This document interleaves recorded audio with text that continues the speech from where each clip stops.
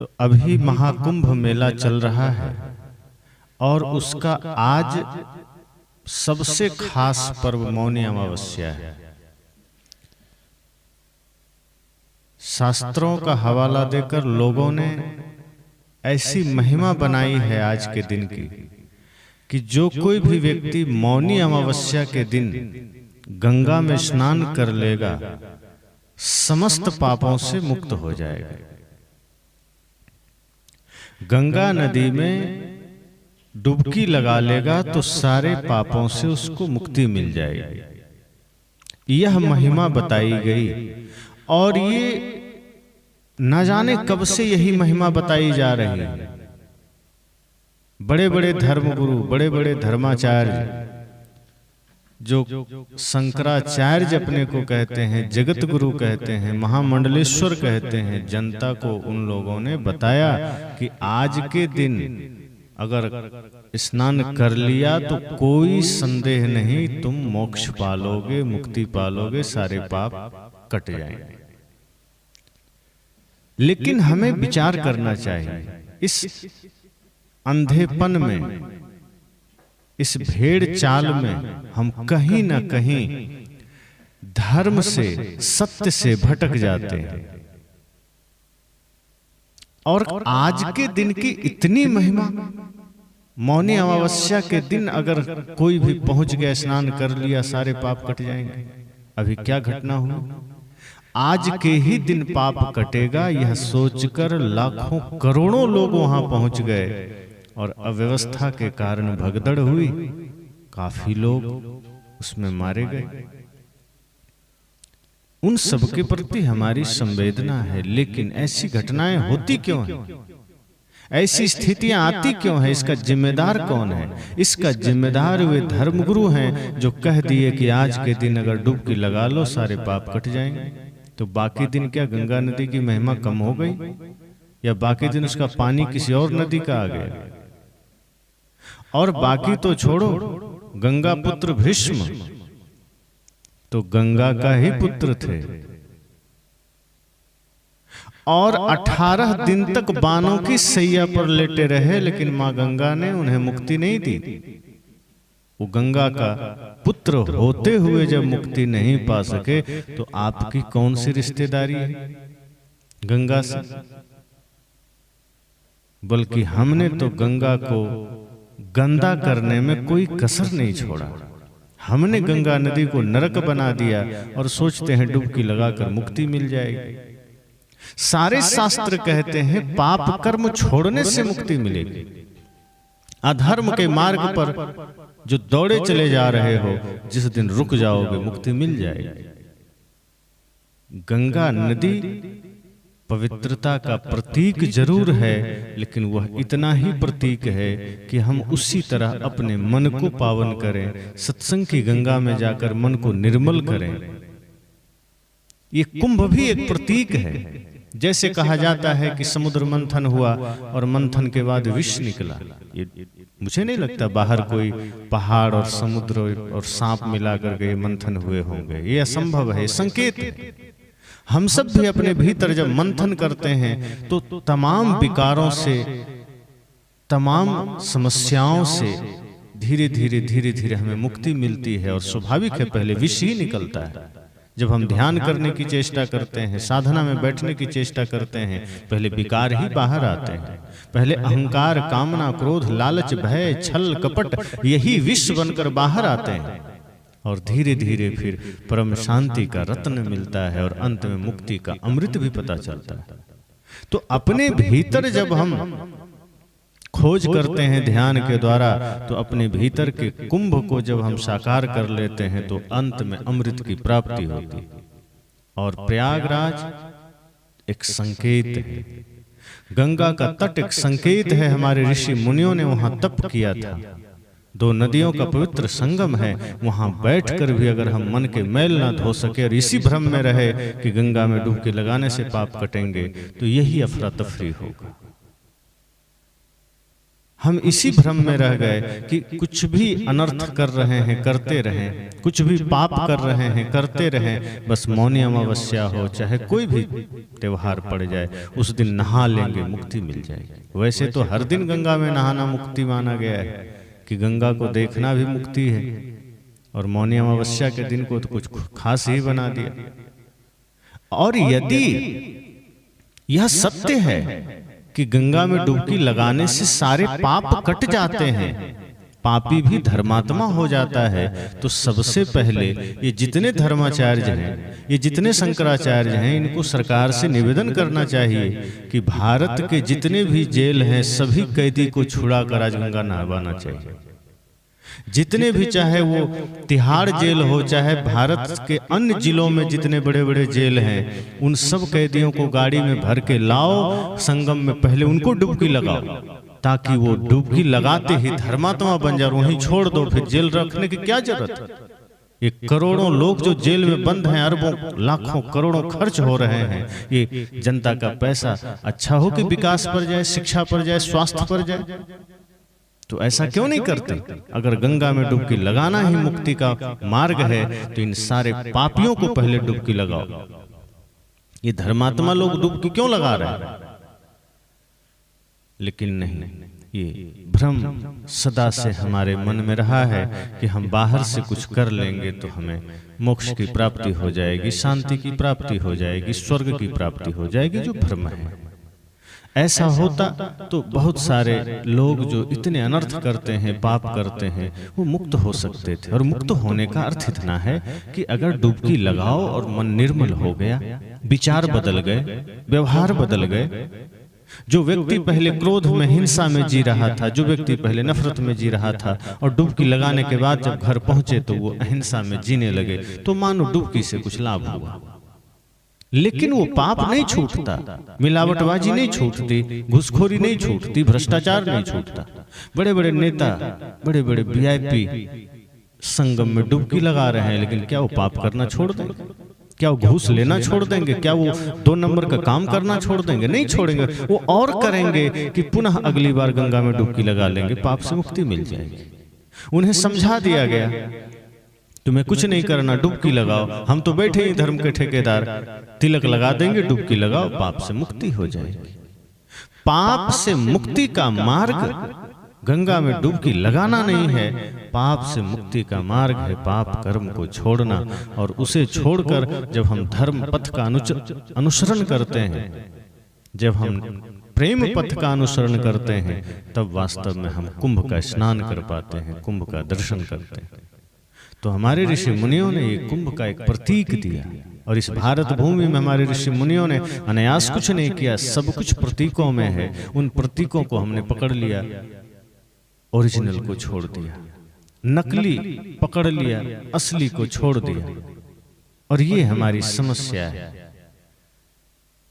भले ही जो कहा जा रहा है उन बातों से कोई लेना देना नहीं, उन सत्य से कोई मतलब नहीं है, लेकिन जो प्रतीक हैं उनसे हमने बड़ा मतलब बना लिया। सदगुरु कबीर कहते हैं कि तुम राम से कोई मतलब नहीं रखे, लेकिन राम के मंदिर से तुमने बड़ा मतलब रख लिया। तुमने कृष्ण से कोई मतलब नहीं रखा, लेकिन कृष्ण की किताबों से तुमने बड़ा मतलब रखा, क्योंकि किताबों को कोई फाड़ ना दे। वेद के ज्ञान से तुमने कोई मतलब नहीं रखा, लेकिन वेद का कोई निंदा ना कर दे, ये तुमने बड़ा मतलब रखा। कुरान से इतना ही मतलब है कि कोई कुरान फाड़ ना दे। महापुरुषों के बताए हुए रास्ते पर चलने का संकल्प हमने नहीं लिया, बस इतना सा है कि वो जो प्रतीक हैं, उनके चित्र हैं, उन चित्रों से हमने बड़ा स्नेह रखा कि उन चित्रों को कोई फाड़ न दे, कोई इसका अपमान न कर दे। यही हमने त्योहारों में किया, यही हमने ऐसे महाकुंभ जैसे आयोजनों में किया। इतना भेड़िया धसान संसार, इसलिए तो साहब ने कहा कैसी गति संसार की जो गाडर की ठाठ, एक पड़ा जो गाड़ में सबे गाड़ में जाते। सदगुरु ने कहा कि ये संसार की दशा ऐसी ही है जैसे भेड़ एक भेड़ गड्ढे में गिरा तो सब गड्ढे में गिरेंगे, फिर कोई देखता नहीं कि दाएं बाएं जाना है। आज इन अवस्थाओं में अब महसूस करिए कि जहां पांव रखने की जगह नहीं, 50-50, 60-60 किलोमीटर दूर तक लोग खड़े हैं लाइन में, गाड़ियों की जगह नहीं, आम आदमी को जगह नहीं, उस जगह में लोग फिर भी पहुंचने को आतुर हैं। क्यों? क्योंकि उनके मन में सदियों से ये बैठा दिया गया कि तुम आज किसी तरह पहुंच गए तो मुक्ति मिल जाएगी। अब जितने लोग मर गए समझो मुक्ति मिल गई, मुक्ति मिल गई। घर के लोग परेशान हैं, जो गए थे कि हम तीर्थ करने जा रहे हैं, संगम में डुबकी लगाने जा रहे हैं, कोई पिता को खोकर आया है, कोई माँ को खोकर आया है, कोई बच्चे को खोकर आया है, यही मुक्ति है। अरे मरना तो एक दिन है, जीवन का एक दिन विराम होना है, लेकिन इस तरह से लापरवाही में विराम होना, और इसमें दोषी सरकारें भी हैं।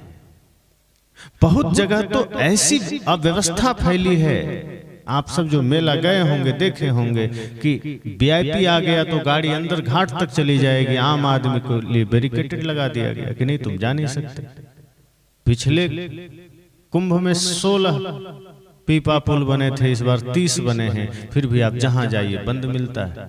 वीआईपी आ रहे हैं, वीआईपी आ रहे हैं। एक तो अंधश्रद्धा में लोग आ रहे हैं, कोई बात नहीं, मेला है, बड़े बड़े संतों का समागम है, आना चाहिए, लोग को देखना चाहिए, लेकिन इतना अंधा बन करके नहीं कि एक विशेष दिन में आकर के सब मर पड़े। 45 दिन का मेला है, बारी बारी से आइए, देखिए, सुनिए, संतों का विचार सुनिए, आनंद लीजिए, लेकिन ये क्या तमाशा कि एक दिन आकर के मर जाना है। अब क्षमता है 100 आदमी की, पहुंच गए 1 लाख आदमी, क्या होगा? तो कुछ तो अपनी भी ना समझी है कि हमने मान लिया कि आज पहुंच गए तो मुक्ति है। ये कैसी मुक्ति है जहां इतनी पीड़ाएं, इतनी यातनाएं झेलनी पड़े। गुरु दर्शन को जा रहे हैं, मेला में संत समागम में जा रहे हैं, गंगा में स्नान को जा रहे हैं, और इतने सारे विघ्न बाधाओं को झेल रहे हैं। सदगुरु कहते हैं वस्तुतः आपका मन गंदा है तो गंगा में नहाने से कुछ नहीं होगा।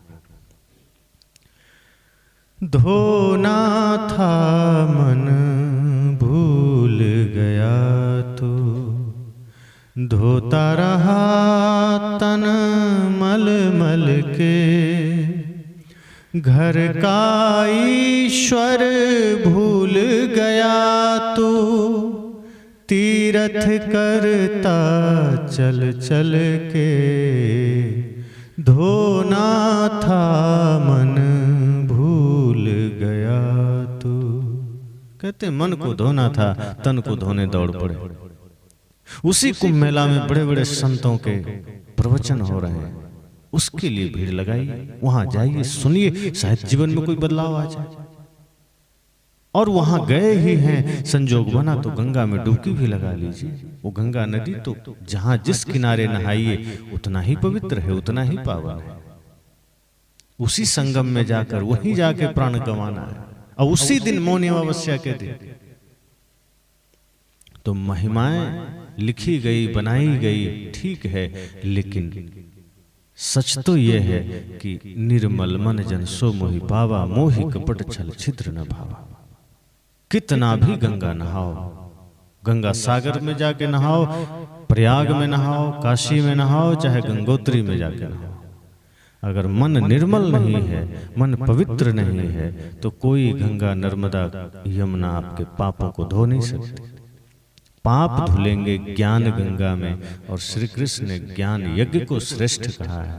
अगर आप ज्ञान यज्ञ में अर्थात सत्संग में जीवन को लगाते हैं, मन को लगाते हैं, तो शायद मन के मैल धुल सके और शायद मन पावन बन सके। और जिसका मन पावन बन गया उसके लिए घर में ही तीर्थ है, जहां है वहीं तीर्थ है, वहीं मंदिर है। तो हम सबको यह ध्यान देना है कि अंधा बन करके जो हम इस तरह दौड़ पड़ते हैं और प्राण गंवाते हैं, इससे कुछ नहीं होगा, इससे भ्रम डाले गए। ये सत्य नहीं है कि एक दिन किसी दिन नहा लो और मुक्ति मिल जाएगी। कि अयोध्या में नहा लो मुक्ति मिल जाएगी, अयोध्या में निवास कर लो मुक्ति मिल जाएगी, काशी में प्राण छूटे तो स्वर्ग मिल जाएगा। सदगुरु कबीर तो कहते ही हैं, जो काशी तन तजे कबीरा तो राम ही काहू कौन निहोरा। वे कहते हैं अगर सच में तुम राम से प्रेम करते हो, भगवान से प्रेम करते हो, तो तुम जहां करोगे, जिस जगह रहोगे, वहीं भगवान की कृपा होगी। जगह की महत्ता क्यों कि काशी में प्रयाग में ही नहाओगे तो मुक्ति मिलेगी। फिर तो वहां जितने जीव नहा रहे हैं, जितने जीव पानी में हैं, जितने पापी हैं, सबको मुक्ति मिलेगी। और ऐसी बात है तो मैंने कहा ही कि सारे जेल में बंद कैदियों को जल्दी से जल्दी नहला देना चाहिए। जितना जल्दी सरकार उसको नहला दे उतना अधर्म घटेगा।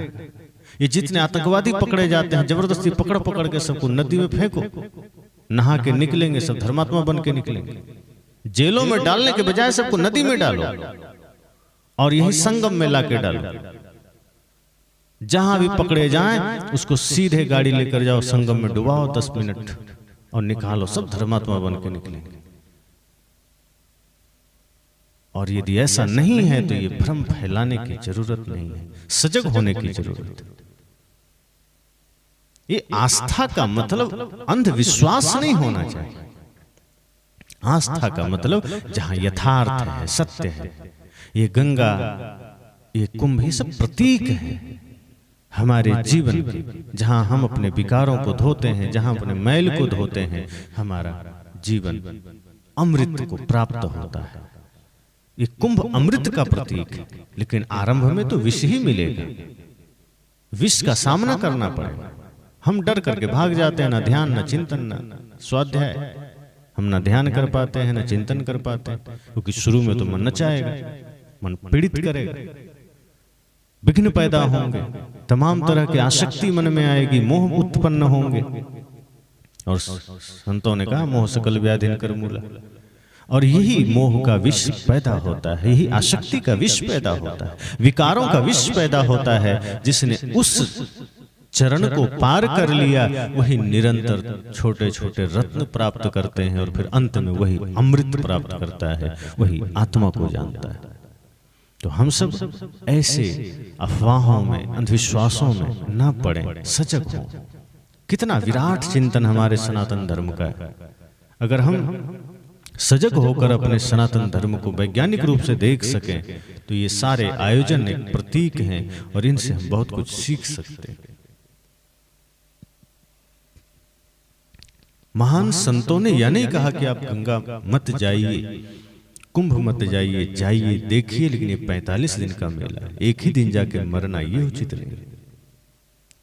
कितनी भी बड़ी व्यवस्था हो जाए, अगर यह भ्रम मन में हो गया कि नहीं मौनी अमावस्या में ही जाके मुक्ति मिलेगी, तो मुक्ति तो नहीं मिलेगी, उस दिन और कबाड़ा हो जाएगा, नरक मिलेगा। आप देखिए वीडियो, 100-100 किलोमीटर दूर लोग गाड़ी खड़ा करके जाम में रोड पर चादरें बिछा करके पानी पी रहे हैं, कहीं पानी नहीं, कहीं भोजन नहीं, परेशान। कि यही मुक्ति का मार्ग है? मुक्ति का मार्ग है मन को धोइए, मुक्ति का मार्ग है आचरण को सुधारिए। और अगर दर्शन को ही जाना है समय से जाइए, जिस दिन भीड़ नहीं है तब जाइए। वहां से लोगों को कहना पड़ रहा है कि कृपया मत आइए, भीड़ में मत आइए। इसलिए हम सबको विचार करना है। सदगुरु कबीर इसी पाखंड का विरोध करते थे। ज्ञान जरूरी है, पाखंड जरूरी नहीं है। पाखंड तो हमें भटकाता है और पाखंड हमारे जीवन को दुखी करता है, पीड़ा में डालता है, भ्रम में डालता है। पाखंड का मतलब ये है जहां भ्रम है, जो है वो नहीं दिखाएगा, जो नहीं है उसको दिखाना, ये पाखंड है कुछ दिखाना कुछ। मुक्ति का मार्ग अनासक्त होने में है और वहां दिखा देगा कि आप जो भी कर रहे हैं करते रहिए, मुक्ति मिल जाएगी। नाम जप लीजिए, गंगा नहा लीजिए, माला जप लीजिए। तो ये सारी चीजों से हम सबको निकलना है। हम पुनः उन सारे लोगों को के लिए मंगल कामना करते हैं जिन लोगों ने अपने माँ बाप, भाई बहन, बेटे खोए हैं। उनके प्रति हमारी संवेदना है और हम यही कहेंगे कि भ्रम से मुक्त होइए, ताकि आगे ऐसी दुर्घटनाओं का शिकार आप ना हो सके। ये सारे तीर्थ कहीं भागे नहीं जा रहे हैं, लंबा चलता है। इसी तरह कहीं भी जाना हो, अगर एक दिन का ही कोई तिथि तय कर दिया गया कि इसी दिन जाओगे तो मुक्ति मिलेगी, रुक जाइए, मत जाइए, भेड़िया धसान में मत पड़िए। मुक्ति तो नहीं मिलेगी, पीड़ाएं जरूर मिल जाएगी, दुख जरूर मिल जाएगा। मुक्ति चाहिए, घर में भी मिल सकती है। घर में भी अगर साधना में जीवन आप जी सकते हैं, घर में भी माता पिता गुरु का आदर कर सकते हैं, समाज के प्रति श्रद्धा का भाव है, सेवा का भाव है, वही मुक्ति का मार्ग है। हमारे संतों ने कहा कि अपने जीवन को जहां व्यवस्थित कर लीजिए, वहीं से मुक्ति का मार्ग शुरू होता है, बाहर जाने की जरूरत नहीं। तो इन सारे चीजों का ध्यान रखें बस।